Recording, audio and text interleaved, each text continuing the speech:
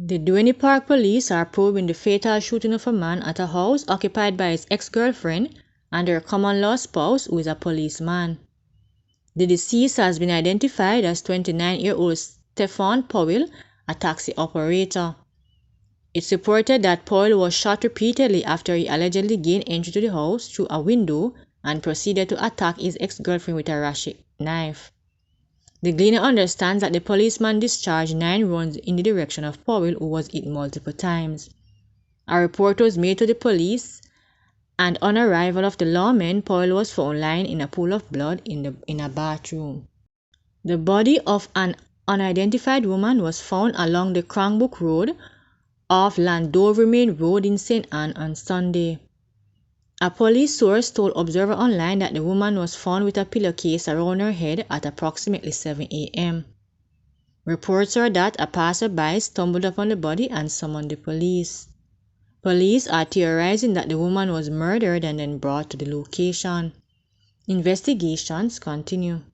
The St. Catherine South Police have identified a man who was shot and killed in an alleged confrontation with cops in Newland, Portmore last Friday. He is Xavier McLean, 35, unemployed, of a Newland address. His identity was ascertained today. The police report that about 10:45 p.m. on July 21, cops were on patrol along the Wheatham Lane in Newland when 2 men were observed acting in a suspicious manner. The men reportedly ran and were pursued by the cops. The driver of a Honda CR-V was reportedly burnt beyond recognition after a fiery motor vehicle accident which involved a trailer truck on the Hague Main Road in Trelawney on Monday afternoon. Observer Online understands that the vehicle, which was traveling towards Duncan's, burst into flames on impact with the trailer, which was traveling in the opposite direction. The male driver was reportedly trapped in the vehicle, which was consumed by fire.